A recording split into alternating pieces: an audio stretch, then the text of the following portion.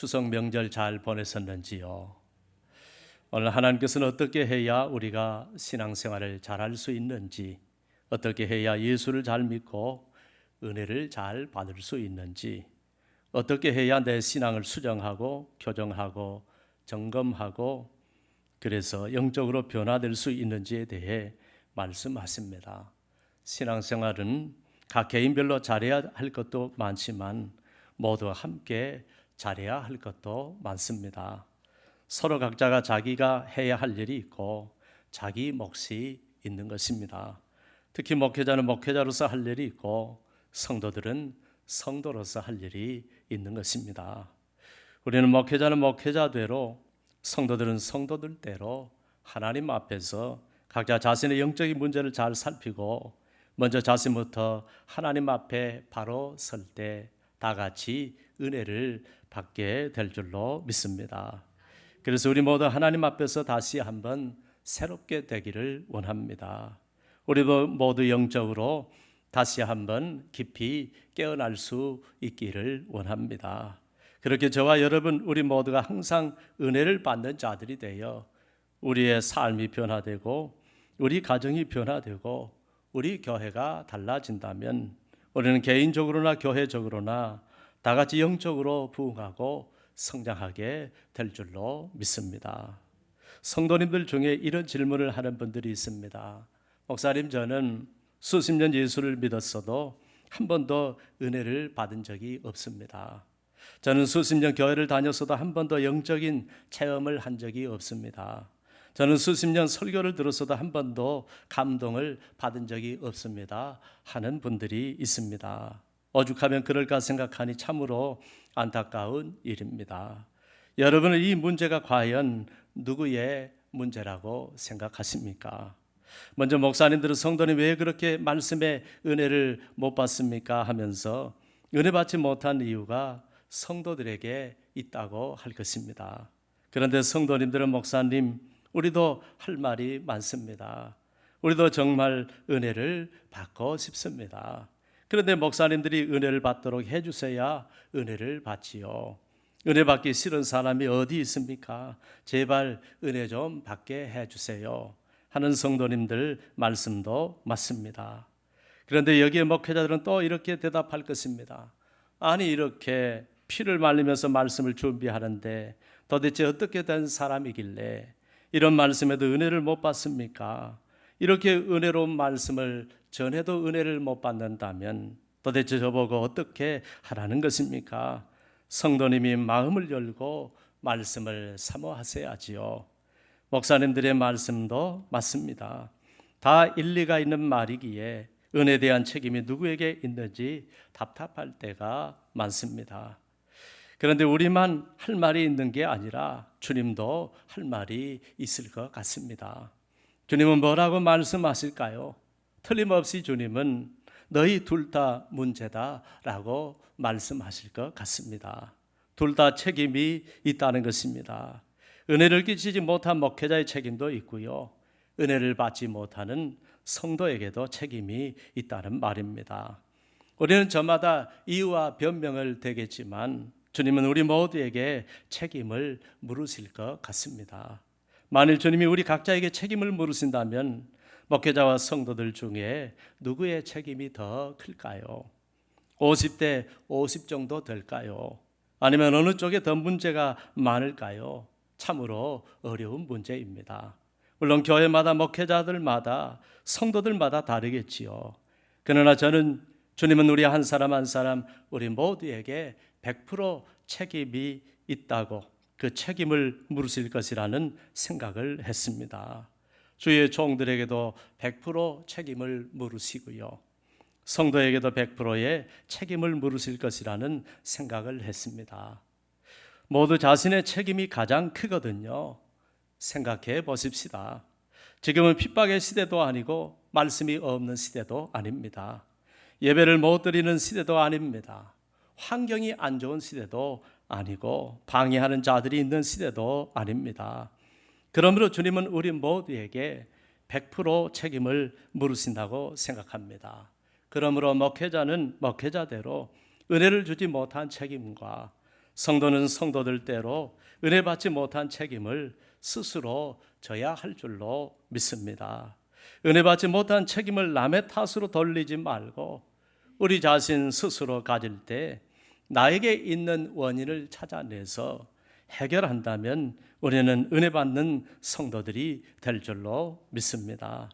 앞에서 말씀드린 대로 주의 종이나 성도들이나 저마다 입장이 다르겠지만 실은 성경은 말씀을 듣는 성도들에게 더 큰 책임이 있다고 말씀합니다. 그러면 왜 성경은 그렇게 말할까요? 도대체 그 이유가 무엇일까요? 먼저 성경을 살펴보기 전에 상식선에서 한번 생각해 보십시다. 식물학자들에 의하면 똑같은 토양, 똑같은 환경, 똑같은 햇빛, 똑같은 조건인데도 잘 자라는 나무가 있고 잘 자라지 못하는 나무가 있다고 합니다. 잘 자라는 나무와 잘 자라지 못하는 나무의 차이는 무엇일까요? 모든 조건을 다 충족해 주어도 잘 자라느냐 못 자라느냐의 차이는 그것에 있는 나무가 가지고 있는 영양분 흡수 능력의 차이라고 합니다. 어떤 분은 자기는 체질상 물만 먹어도 살이 찐다는 분들이 있습니다. 또 어떤 분은 아무리 먹어도 자기는 살이 안 찐다는 분도 있습니다. 물론 살이 적당히 쪄야 하고 적당히 빠져야 건강하겠지만 영적인 면으로 보면 무엇이든 잘 흡수하고 잘 받아들여야 영적으로 건강해지는데 아무리 좋은 것을 먹여주어도 다 배설해 버리는 분들이 있습니다.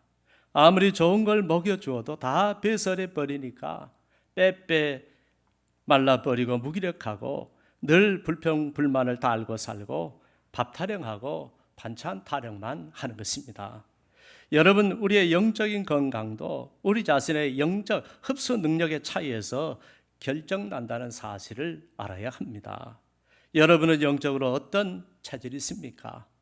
무엇이든 잘 받아들이고 잘 빨아들이는 영적 흡수 능력이 탁월하신 분들입니까? 아니면 어떤 것을 갖다 주어도 받아들이지 못하고 다 배설해 버리는 분들이 있습니까? 아니면 달면 삼키고 쓰면 뱉어버리는 편식하는 성도입니까? 흡수 능력이 탁월한 영적 체질들이 되시기를 바랍니다. 이제 성경을 살펴보십시다. 왜 성경은 말씀을 전하는 주의 종들보다 말씀을 받는 주의 성도들에게 더 큰 책임이 있다고 말할까요? 그 이유는 우리의 마음밭의 책임이 바로 우리 자신에게 있기 때문입니다. 마태복음 13장에 보면 씨 뿌리는 비유가 나옵니다. 주님께서는 천국은 마치 씨 뿌리는 자가 씨를 뿌리는 것과 같다고 하셨습니다. 여기서 씨는 말씀을 말하고 밭은 성도의 마음밭을 말합니다. 이 비유에서 가장 중요한 것은 주님은 씨를 뿌리는 자보다도 그 씨를 받는 자에게 더 큰 책임이 있다고 하셨습니다. 즉 말씀의 씨를 뿌리는 주의 종들보다도 그 말씀을 받아들이는 마음밭을 가진 성도에게 더 큰 책임이 있다는 것입니다. 그동안 우리는 말씀을 전하는 목사님들의 책임이 더 크다고 생각했습니다. 반면 성도들의 책임은 좀 덜하다고 생각했습니다. 그런데 주님은 그게 아니라는 것입니다. 그걸 받아들이는 성도의 마음밭이 더 중요하다는 것입니다. 사랑하는 여러분, 그러므로 우리가 어떤 자세로 주의 말씀을 사모해야 하겠습니까? 음식이 맛없다고 안 먹는 사람은 건강을 잃고 질병에 걸리듯이 말씀이 맛없다고 안 먹는 사람은 건강을 잃고 각종 영적 질병에 시달리게 되어 있는 것입니다. 모든 영적인 문제가 바로 우리 자신의 마음의 자세에서 비롯되는 것입니다. 내 마음밭에 따라 영적 영양실조에 걸리거나 병약한 성도가 되기도 하고 나의 영적 자세에 따라서 문제 있는 성도가 되기도 하고 은혜가 넘치는 성도가 되기도 하는 것입니다. 그러면 우리는 길가나 돌짝밭이나 가시떨기 같은 자들이 되지 말고 마음밭이 옥토 같은 성도들이 되어야 할 줄로 믿습니다. 그래서 주시는 말씀마다 하나님께서는 다 나에게 주시는 말씀으로 받아서 싹이 나고 잎이 나고 자라나고 꽃이 피어 풍성한 열매를 거두시는 복된 성도들이 되어야 할 줄로 믿습니다. 사랑하는 여러분, 오늘 어떤 마음의 밭을 가지고 이 자리에 나오셨습니까? 어떤 사모함을 가지고 이 자리에 앉아 계십니까?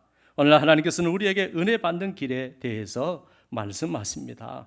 우리가 하나님의 은혜로 구원을 받았지만 광야 같은 세상에서 때로는 방황하며, 때로는 줄이고 목마르며, 때로는 은혜 받지 못할 때가 얼마나 많습니까?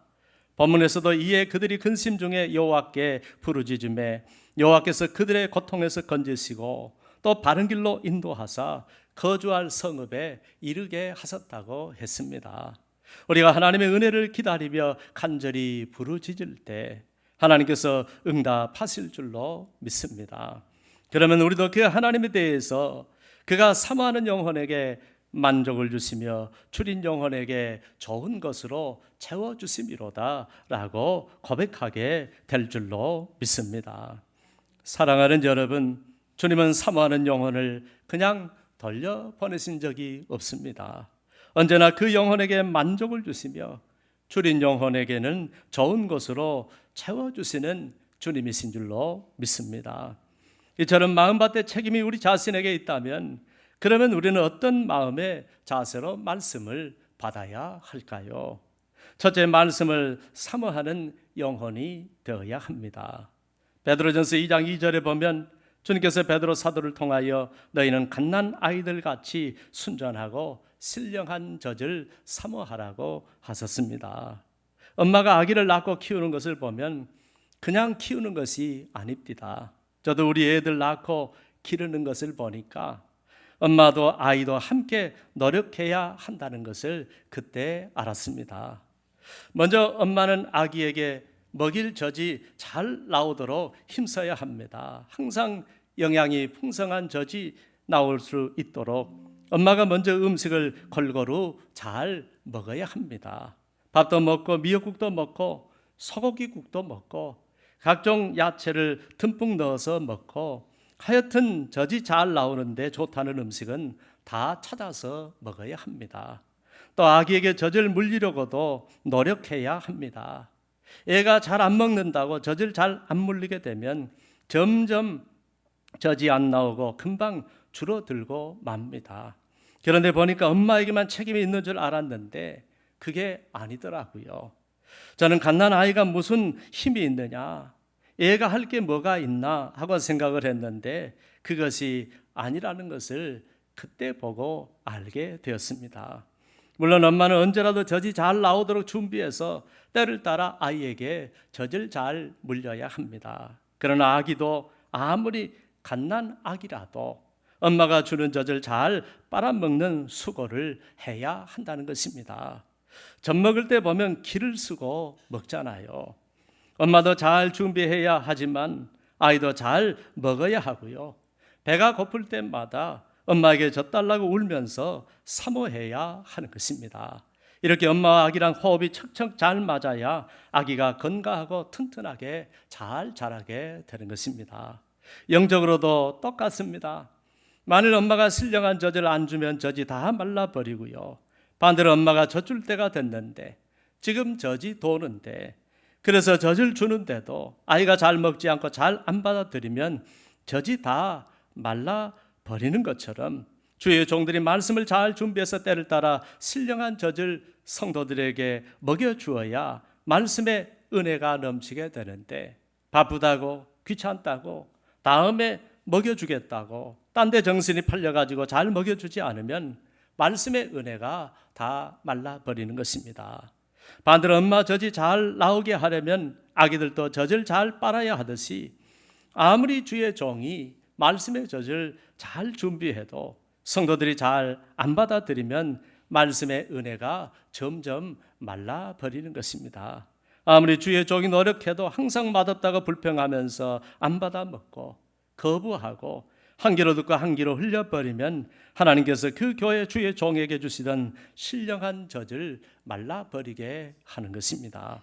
사랑하는 여러분, 그러므로 우리는 처마 밑에 제비새끼처럼 신령한 젖을 사모해야 할 줄로 믿습니다. 제비새끼가 배가 고프면 짹짹짹짹 하면서 얼마나 입을 크게 벌리고 엄마가 가져다 주는 싱싱한 지렁이를 사모하는지 모릅니다. 그때 제비 새끼를 보면 입밖에 안 보입니다.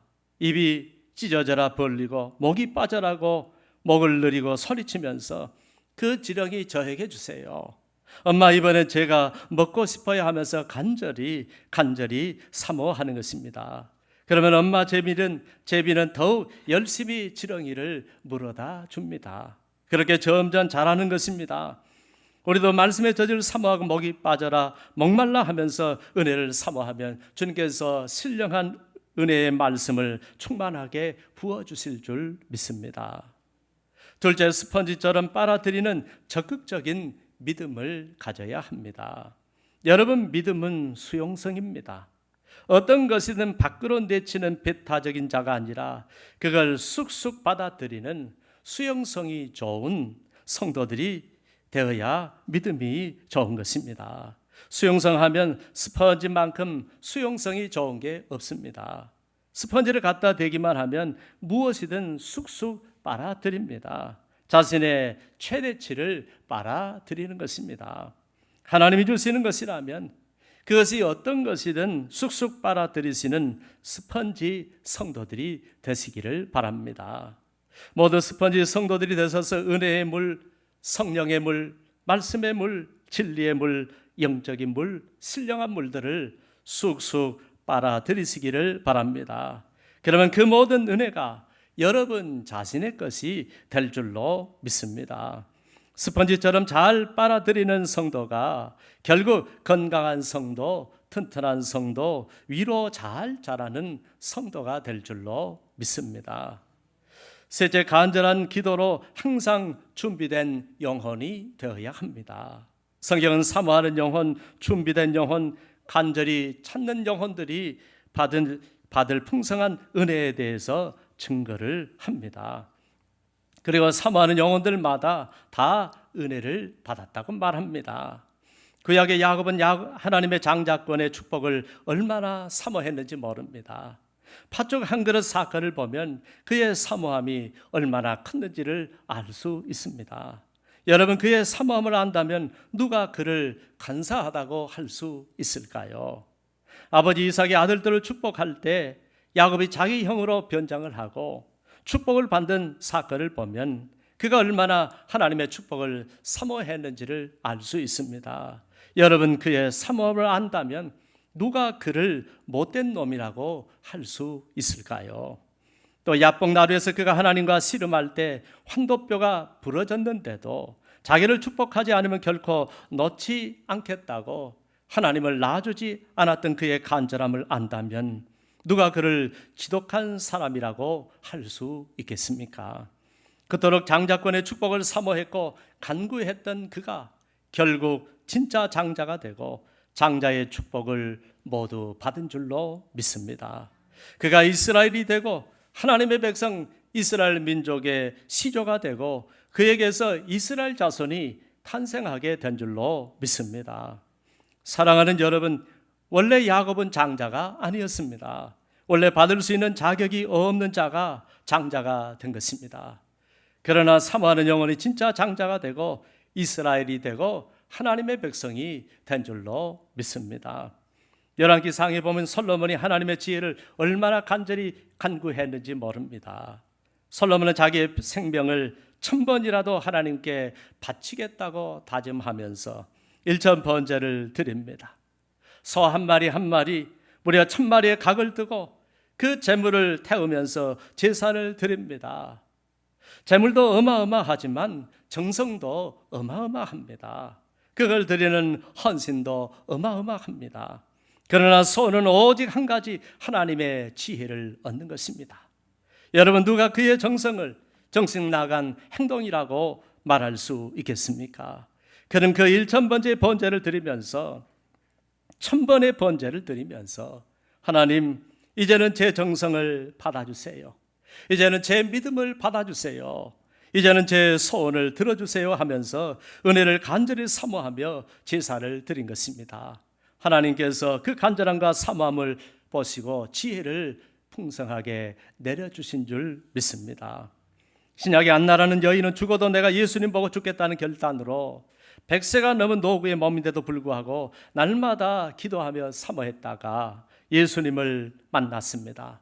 또 혈루증에 걸린 여인은 그렇게 많은 사람들이 수없이 주님의 옷깃을 스치며 지나갔는데도 모두가 한 사람도 특별한 은혜를 받은 자가 없었지만 오직 주님의 은혜를 간절히 사모하며 믿음으로 주님의 옷깃을 만졌던 혈루증 여인만이 치료를 받았습니다.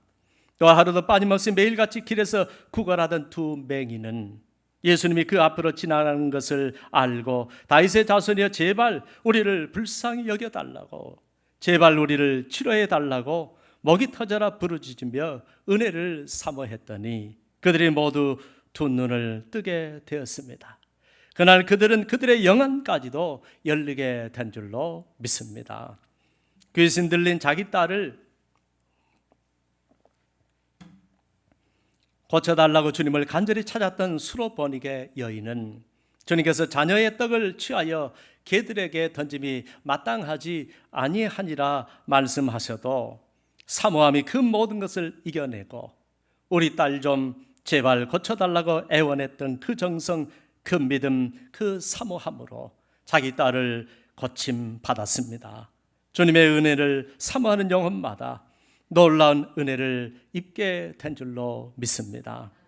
내제 최고의 은혜인 성령 충만함을 받는 것도 마찬가지입니다. 항상 준비하며 간절함으로 사모하며 성령을 기다리는 성도가 성령의 충만함을 받습니다.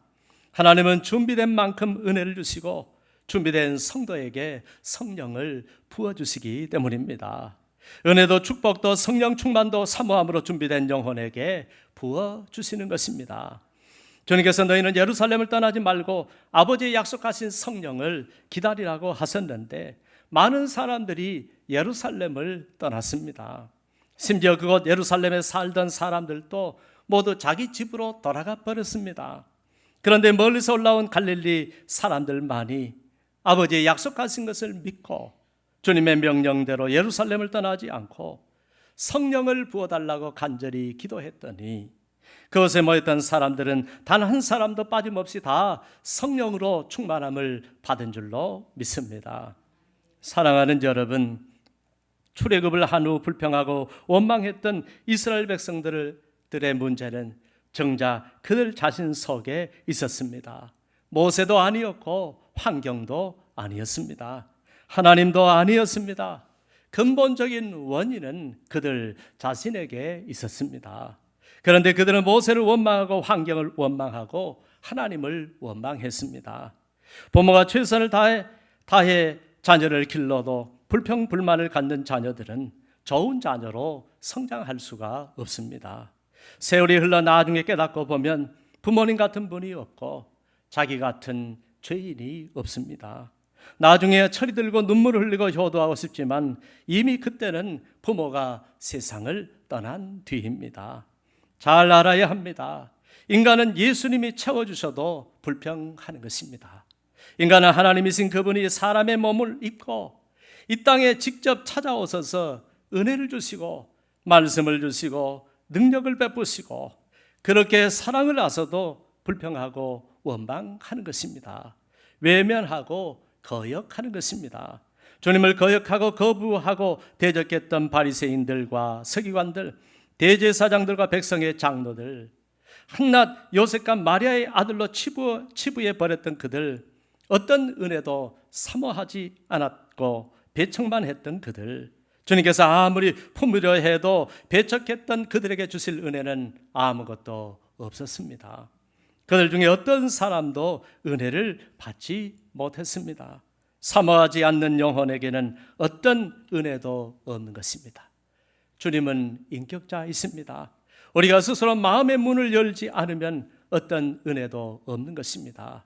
당시 주님의 고향 사람들도 주님을 보고 한낱 목수 요셉의 아들로 마리아의 아들로 치부했습니다. 그때 주님은 자신을 사모하지 않았던 자기 고향에서는 아무 능력도 행하지 않았다고 하셨습니다. 여러분, 능력이 없어서가 아닙니다. 어쩌면 주님은 고향에서 자기 고향이니까 자기도 어려서 거기서 자랐으니까 아는 사람도 많고 일가 친척도 많은데 더 많은 일을 하고 싶었는지 모릅니다. 그러나 아무 능력도 행하지 않으셨습니다.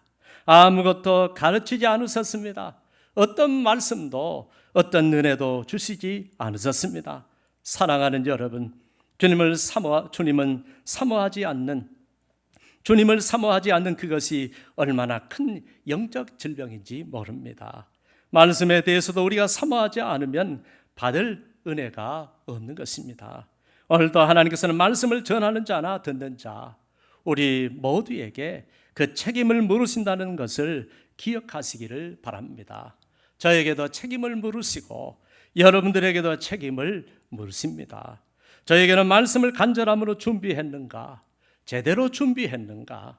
기도하며 준비했는가? 성령의 은혜 안에서 준비했는가? 그리고 오직 하나님의 말씀만을 준비했는가를 물으시고요. 여러분들에게는 간절함으로 사모했는가?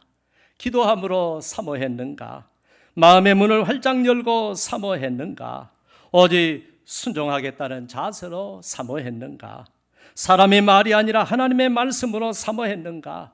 다른 사람이 아니라 나에게 주시는 말씀으로 사모했는지를 물으시는 것입니다.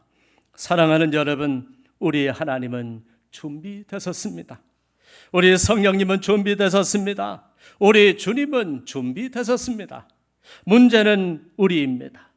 문제는 은혜 받지 못하는 우리입니다. 받아도 거의 못 받고, 받아도 많이 흘려버리고, 많이 쏟아버리고, 은혜를 거의 못 받는 우리들 자신입니다. 사랑하는 여러분, 지금 여러분은 주일을 얼마나 사모하십니까? 모든 예배를 얼마나 사모하십니까? 강단에서 선포되는 하나님의 말씀을 얼마나 사모하십니까? 성경 공부를 통한 가르침을 얼마나 사모하십니까? 기도의 응답을 얼마나 사모하고 성령님의 은혜를 얼마나 사모하십니까? 주의 종의 신방을 얼마나 사모하고 주의 종의 축복 기도를 얼마나 사모하십니까? 사모한다면 믿음으로 기도로 준비하십니까? 내 신앙 자세가 내가 은혜 받을 그릇인 줄 믿으시기 바랍니다. 은혜에 대한 나의 생각, 나의 마음, 나의 행동, 나의 준비, 나의 기도, 나의 사모함이 내 인생과 운명, 하나님의 은혜와 축복을 결정짓는 나의 신앙 자세임을 믿으시기 바랍니다. 사랑하는 여러분, 은혜에 대한 준비는 주의 종만 하는 것이 아닙니다. 다 함께 준비하십시다. 나도 준비하십시다. 믿음으로 준비하십시다. 마음을 준비하십시다. 정성을 다하여 준비하십시다. 기도함으로, 사모함으로, 간절함으로, 열려진 심령으로 주님의 은혜를 기다리면서 사모하십시다. 내가 간절히 사모할 때 하나님은 나를 위해 크신 은혜를 준비해 주실 줄 믿습니다. 하늘문을 활짝 열어주시고 우리의 심령 속에 풍성한 말씀이 들리게 하시고 사모하는 영혼마다 만족하게 해 주실 줄로 믿습니다. 기도하겠습니다. 하나님 아버지, 주의 종들도 하나님 앞에서 정말 열심히, 정말 피를 말리는 심정으로 우리 주님의 가슴으로, 우리 주 예수 그리스도의 심장으로 준비해야 하고, 우리 성도들도 마음밭을 잘 준비하고, 사모함으로 준비하고, 기다림으로 준비하고, 기도하면서 준비하여, 마음은 활짝 열고 준비하여 우리 주님께서 예비하신 은혜와 축복, 신령한 말씀의 은총을 다 받아 누릴 수 있도록 은혜를 베풀어 주옵소서. 그리하여 우리 은혜로 교회는 이 총과 우리 모든 성도들이 한 사람도 빠짐없이 다 은혜 받고 복을 받아 우리 하나님을 영화롭게 하며 하나님의 은혜와 축복 속에서 이 세상을 넉넉히 살아가는 하나님의 사랑받는 자녀들 되게 하여 주옵소서. 예수님의 이름으로 기도합니다. 아멘.